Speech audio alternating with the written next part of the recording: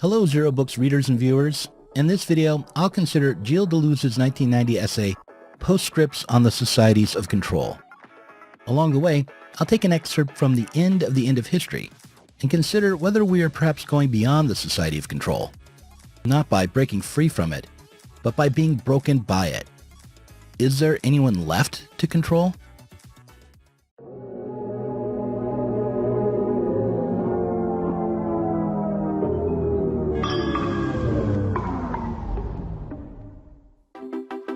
In May of 1990, Gilles Deleuze wrote an essay for the Other Journal entitled Postscript on the Societies of Control. And in it, he described how we were leaving the old order from the 19th century, the order of bourgeois capitalism, or what Foucault called disciplinary society, behind. Instead of this 19th century system based upon enclosure and the disciplining of wage labor, a society of control is a network of spaces and lifestyles that varies from one to the other, despite being inseparable. The old disciplinary society hasn't dropped away completely, but rather this new system of control operates within it. And while there is a technocratic dream to replace the disciplinary society with a society of control, this has not yet been accomplished. According to Deleuze and Foucault, the disciplinary society is a society dominated by factory work and capitalist bosses. A control society, by contrast, is dominated by finance and international corporations. When critiquing Deleuze's description of the control society, it can't be said that he's wrong at the level of empirical reality or of appearance. In a control society, marketing, finance, and debt really do appear to have replaced the old disciplinary mechanisms of production, profits, and wages. But appearances can be deceiving. Underneath the totality of relations, capitalist production continues to dictate the terms of the available policies to the political and economic classes. But what is certainly true is that the disciplinary culture, based on clear modes of hierarchical authority and class division amongst individuals, has been supplemented by a culture defined by bureaucratic rules, demographic analysis, and therapeutic power. When we put aside the economic claims Deleuze makes in support of his notion of a control society, and consider the juxtaposition of the disciplinary society and the society of control, it becomes difficult to deny his thesis. It is clear that a change has occurred.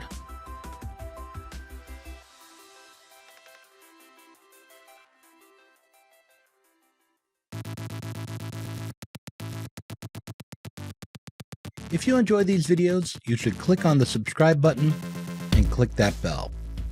And you should also consider supporting us on Patreon.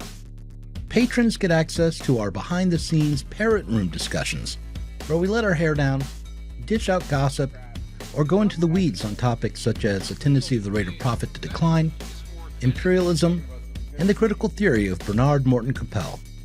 You'll also get access to our podcasts on From Crisis to Communization, Reform and Revolution, and the history of the Russian Revolution, just as soon as I can coordinate times to record with Danny and/or my kids. Your support makes videos like this one possible. Thanks for watching.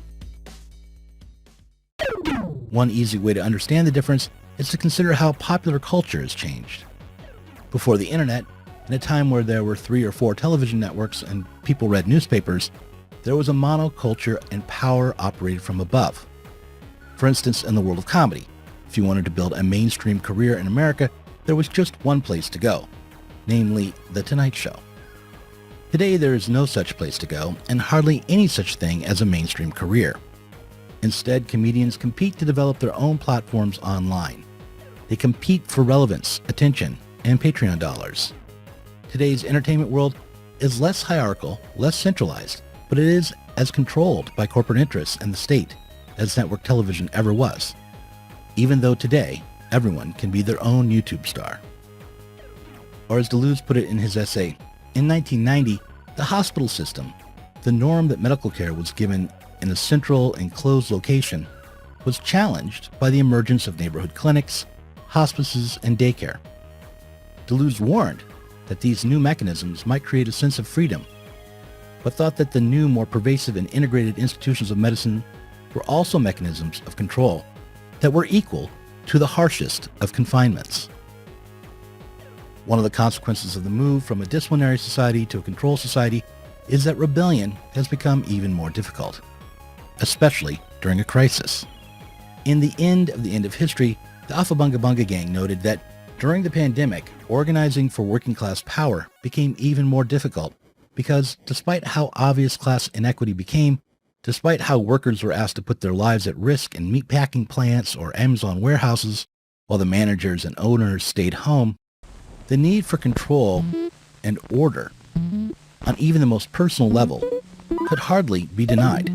They wrote, expressions of worker solidarity and self-interest were cast in terms of protection from the virus, not in terms of assuming control of society itself. In a controlled society, your immediate self-interest, your innermost desires, are shaped by the mechanisms of control. More than just creating an ideological or discursive context that delimits the terms of our thinking, in a controlled society, we become the kinds of people who are best adapted to the networks of control all around us. This accommodation to the technologies of the control society is a theme in Christopher Lasch's most famous book, The Culture of Narcissism. In a lecture he gave in 1979, he outlined how our inner world or psyche is a response to the social conditions that are the mechanisms of control. One student of schizophrenia, Lyman Wynn, has characterized this pattern as very well as pseudo-mutuality. Families of this type arise in America not just in response to a particular member's own pathology, but increasingly, it would seem, as a normal response to prevailing social conditions. As the world of business, jobs, and politics becomes more and more menacing, the family tries to create for itself an island of security in the surrounding disorder. It deals with internal tensions by denying their existence, desperately clinging to an illusion of normality. And yet the very picture of harmonious domestic life on which the family tries to model itself derives not from the spontaneous feeling of happiness, but from external sources. And the effect and the effort to conform to it, therefore, implicates the family in a charade of togetherness. Lasch is quoted in The End of History, and his influence is evident throughout. To take just one example, the Afabunga Bunga podcasters note that widespread mistrust of political leaders afflicts not just establishment politicians, but can also corrode the authority of any movement, including people's trust in its own capacity or in their own capacity to take power. This echoes Lasch's observation that democratic participation in civil life has been undermined, paradoxically enough, by our mistrust in government and political leaders. In his book, The Minimal Self, Lasch wrote, "The decline of authority is a good example of the kind of change that promotes the appearance of democracy without its substance. It is part of a shift to a manipulative, therapeutic, pluralistic, and non-judgmental style of social discipline that originated, like so many other developments, with the rise of a professional and managerial class in the early years of the 20th century, and then spread from the industrial corporation, where it was first perfected, into the political realm as a whole." Lasch's critique of our permissive therapeutic culture of self-articulation and realization, his description of how the creation of a consumer society helped to curb the ennui and unrest that arose in a disempowered and alienated workforce, all fits neatly into Deleuze's description of a society wherein our mobility, freedom, and self-expression become the mechanisms used to control and limit our action. In fact, this sort of culture is particularly successful in lowering our horizons, precisely because the limits it places on us are taken up as personal freedoms. At the end of his postscript on the societies of control, Deleuze urges his young readers to discover what they're being made to serve, or to root out the aims of our society of control. However, it's worth noting how Deleuze phrases his call for diligence and struggle as he frames his imperative in the context of specifically labor struggles through unions. He wrote, "One of the most important questions will concern the ineptitude of the unions, tied to the whole of their history of struggle against the disciplines or within the spaces of enclosure. Will they be able to adapt themselves, or will they give way to new forms of resistance against the societies of control?" By calling for new forms of resistance, I believe Deleuze himself is guilty of adapting to the society of control, as it is only through encountering perpetual resistance that therapy can be continuously administered. Further, the risk of a Deleuzian approach to worker struggle is that, rather than seeking out the aims and goals and masters we are meant to serve, in order to replace them, we risk taking up the task of obliterating all of these teleological mediating forces, which is, after all, precisely what our system of control is already doing.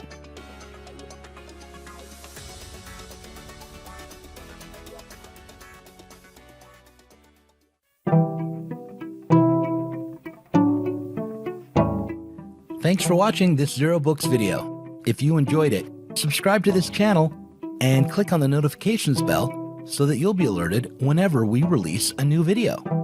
You should also consider supporting us on Patreon. Our patrons get access to our Inside Zero Books podcast every week and can get access to the Zero Books Book Club and help us to continue making online content from the left.